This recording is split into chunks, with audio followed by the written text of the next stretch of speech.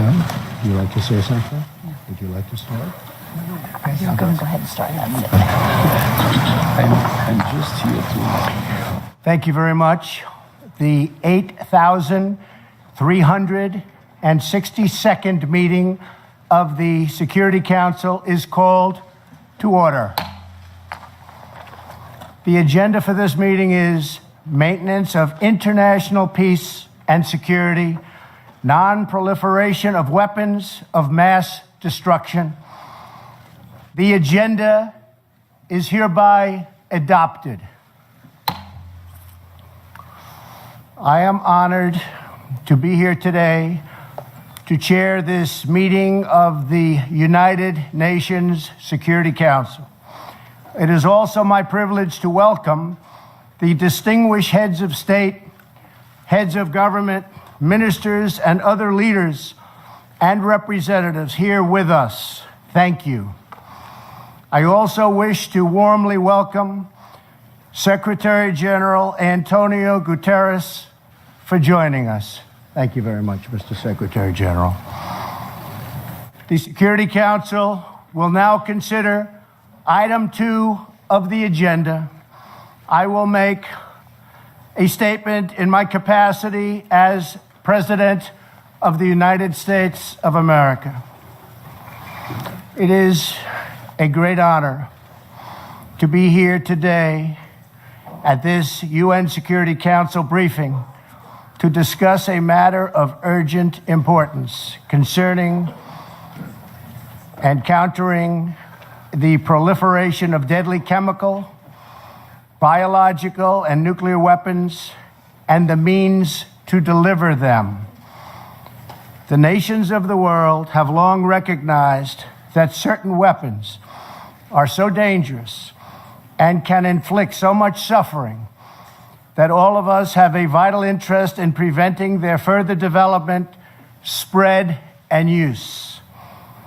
Since my inauguration, the United States has taken bold action to confront these sinister threats. Many of us are rightly focused on the dangers of nuclear weapons, but we must never forget the risk posed by biological and chemical weapons. The United States was one of the first nations to unilaterally renounce the use of biological weapons. And since World War I, we have led international efforts against the scourge of chemical warfare. Most recently in Syria, we have twice imposed severe consequences on the Assad regime for using chemical weapons against innocent civilians. I want to thank Prime Minister May and President Macron for their country's close partnership in those efforts last April. The Syrian regime's butchery is enabled by Russia and Iran. The Iranian regime exports violence, terror, and turmoil. It illicitly procures sensitive items to advance its ballistic missile program and proliferates these missiles all across the Middle East. The regime is the world's leading sponsor of terror and fuels conflict across the region and far beyond. A regime with this track record must never be allowed to possess a nuclear weapon. For this reason, I announced earlier this year that the United States would withdraw from the Iran nuclear deal. This horrible one-sided deal allowed Iran to continue its path towards a bomb and gave the regime a cash lifeline when they needed it the most. They were in big, big trouble. They needed cash. We gave it to them. In the years since the deal was signed, Iran's aggression only increased. The regime used new funds from the deal to support terrorism, build nuclear-capable missiles, and foment chaos. Following America's withdrawal, the United States began reimposing nuclear-related sanctions on Iran. All U.S. nuclear-related sanctions will be in full force by early November. They will be in full force. After that, the United States will pursue additional sanctions, tougher than ever before, to counter the entire range of Iran's malign conduct. Any individual or entity who fails to comply with these sanctions will face severe consequences. I ask all members of the Security Council to work with the United States to ensure the Iranian regime changes its behavior and never acquires a nuclear bomb.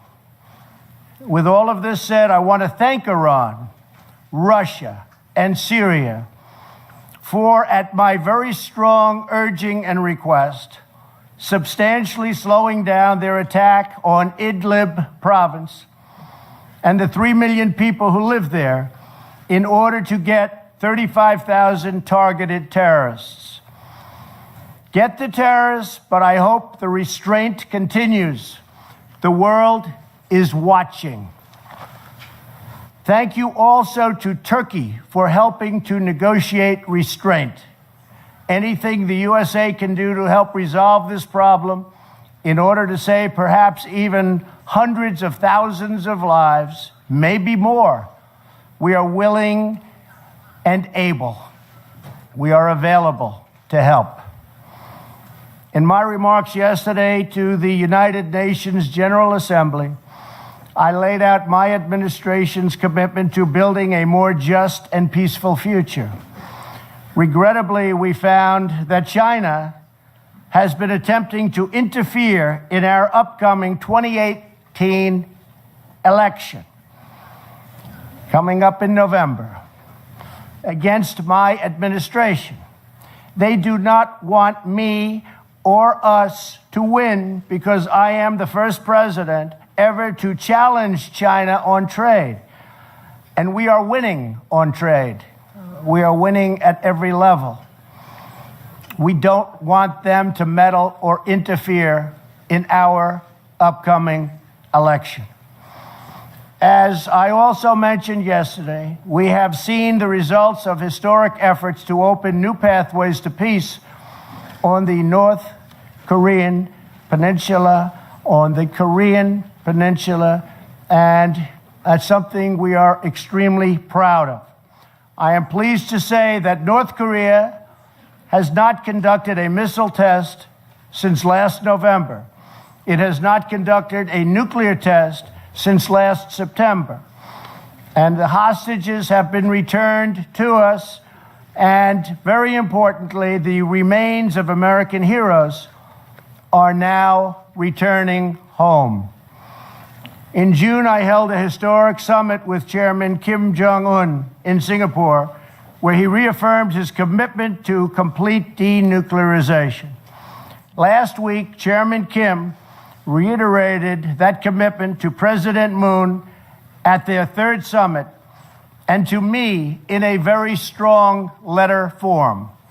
I think we will make a deal. But unfortunately, to ensure this progress continues, we must enforce existing UN Security Council resolutions until denuclearization occurs. However, we have detected that some nations are already violating these UN sanctions. This includes illegal ship-to-ship transfers, which must end immediately. The safety of the Korean Peninsula, the region, and the world depends on full compliance with UN Security Council resolutions. Very, very important. But most importantly, I believe that Chairman Kim Jong-un, a man I have gotten to know and like, wants peace and prosperity for North Korea. Many things are happening behind the scenes, away from the media, which nobody knows. But they are happening nevertheless, and they are happening in a very positive way. So I think you will have some very good news coming from North Korea in the coming months and years.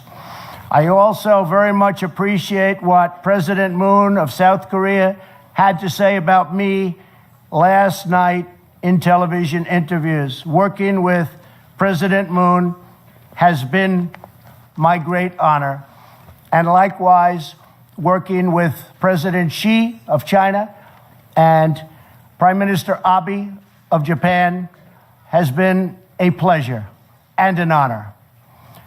Each of us follows in the footsteps of countless world leaders, diplomats, and public servants who came here to the United Nations with the same noble goal: to build a future worthy of the patriots, true patriots, who sacrificed their lives for our nation and for our future. To be successful, we need a commitment of every nation represented in this chamber. Acting together, we can replace the horrors of war with the blessings of safety and the beautiful promise of peace. Thank you very much. I now resume my function as President of the Security Council and give the floor to the President of France.